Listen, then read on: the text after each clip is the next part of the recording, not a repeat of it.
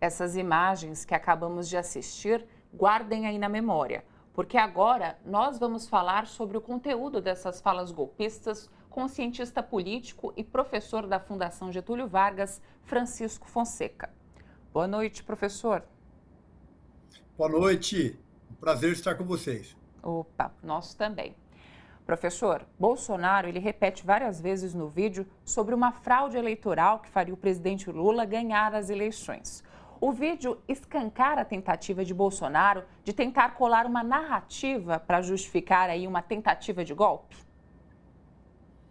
Sem dúvida.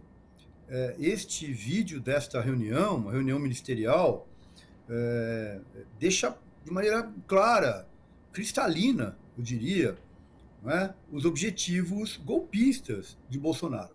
E esta não foi a única vez. E eu diria não foi a única prova. Já houve um outro vídeo de uma logo no início, né, do seu governo, de uma reunião ministerial que foi, por decisão do Supremo, tornada pública, em que, primeiro, essa retórica violenta, com palavras de baixo calão, né, e o mais completo desapego, né, à democracia, à Constituição, aos valores do Estado de Direito Democrático, já estavam presentes, estiveram presentes no cotidiano dos 4 anos de governo Bolsonaro, né? Em entrevistas, em declarações, em ações, em atos administrativos, em projetos de lei, em medidas provisórias, na não execução do orçamento para os direitos humanos, para o próprio combate, evidentemente, à própria Covid. Ou seja, eu diria que é o ápice, né? É o ponto de culminância, o que está acontecendo agora, com essas prisões, com essas buscas e apreensões, daquilo que todos nós já sabíamos. Um presidente autoritário, né, cercado por um grupo de militares, né, e não é à toa que tantos militares foram objeto de busca e apreensão, de alta patente, vários, inclusive na ativa. Então, um governo eminentemente voltado a desacreditar a democracia.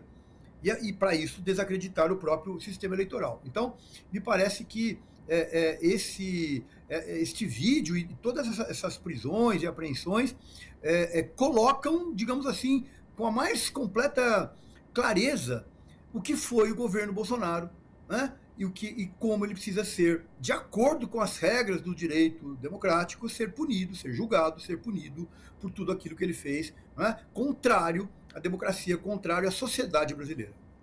Partindo aí dos militares, né, que você trouxe, um deles, o general Augusto Heleno, ele faz uma fala sugerindo que a ABIN, a Agência Brasileira de Inteligência, faria ali uma intervenção nas eleições de 2022. Isso aí é mais uma prova das relações do governo Bolsonaro com a ABIN, lembrando aí que o Augusto Heleno, ele era ministro do GSI, que é o Gabinete de Segurança Institucional.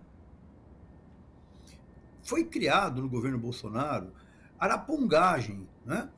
O que se chama de ABIN paralela já estava presente, por exemplo, quando o André Mendonça, hoje ministro do Supremo Tribunal Federal, indicado por Bolsonaro, foi ministro da Justiça e fez dossiês contra adversários do governo Bolsonaro. Então, o governo Bolsonaro foi um governo, podemos dizer, sem nenhum erro conceitual, um governo que beirou o fascismo, um governo de perseguição, um governo de mentiras sistêmicas, né?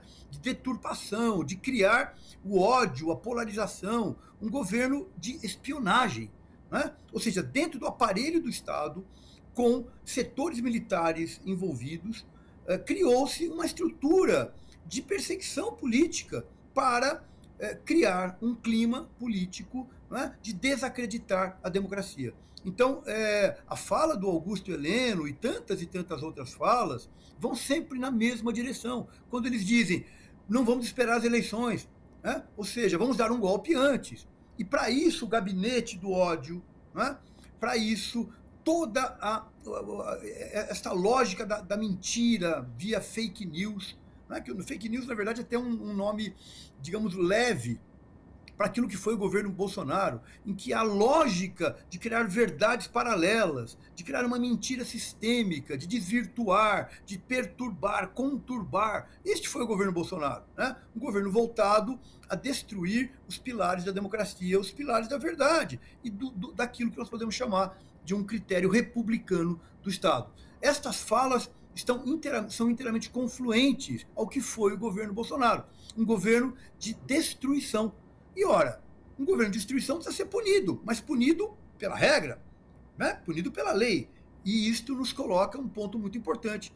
Uma eventual, eu diria possível, e eu diria mais, desejável prisão de Bolsonaro, de seus ministros golpistas, né? É inteiramente diferente do que foi a prisão do ex-presidente Lula, do então ex-presidente Lula, que foi aí sim uma perseguição, uma grande mentira da Operação Lava Jato.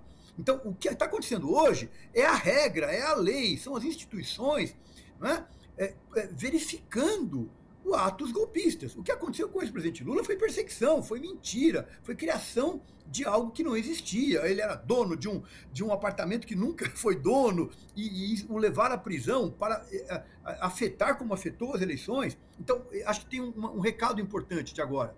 É possível combater o crime, e Bolsonaro é o chefe de uma quadrilha criminosa, pela lei.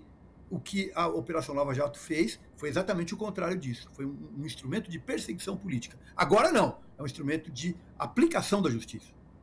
Agora, falando de lei, né? Hoje o ministro Alexandre de Moraes, ele votou aí por tornar réus, né, membros da Polícia Rodoviária Federal, né?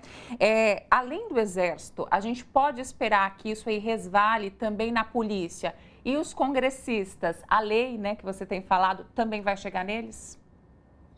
Bom, o PL, o partido do Bolsonaro, não é? Tem 99 parlamentares que se elegeram, né, nas últimas eleições, e uma parte significativa desses parlamentares apoiaram o 8 de janeiro, né, e apoiam ainda toda a lógica autoritária. Está colocado sim em questão o Partido Liberal, o Partido Bolsonaro, porque há uma minuta de estado de sítio, né? Não bastasse o seu presidente, Valdemar Costa Neto, ter armamento não legalizado, ele tinha uma pepita de ouro. Isto leva um ponto de interrogação. Contrabando de ouro? Né? Tanto que ele continua preso na Polícia Federal. Então, na verdade, está sim colocado, eu diria, setores importantes do agronegócio, alguns dos quais estão presos, financiadores do 8 de janeiro, financiadores, não se pode generalizar, são setores, né, do agronegócio que financiaram aqueles acampamentos em frente a quartéis, com churrasco todos os dias, com uma enorme estrutura caríssima, né, para fazer o quê? Pedir um golpe de Estado. Então, setores empresariais, setores militares, também não se pode generalizar, são setores militares, né? E inúmeros outros, inclusive artistas, pessoas que atentaram contra a democracia. O que se espera é uma investigação, como está acontecendo, diga-se de passagem, profunda e que haja uma punição exemplar, sempre de acordo com a lei, né? Mas acho que sim, está colocado em questão o Partido Liberal como um partido que atentou em larga medida e continua tentando contra a democracia. Perfeito. Aliás, né, o Valdemar Costa Neto não é a primeira vez que vai preso. Tem muito a se esclarecer, né? Muito aí muito a se desenrolar, né? E a gente vai acompanhar tudo isso. Obrigada pela participação, professor. Eu que agradeço. É sempre um prazer falar com vocês.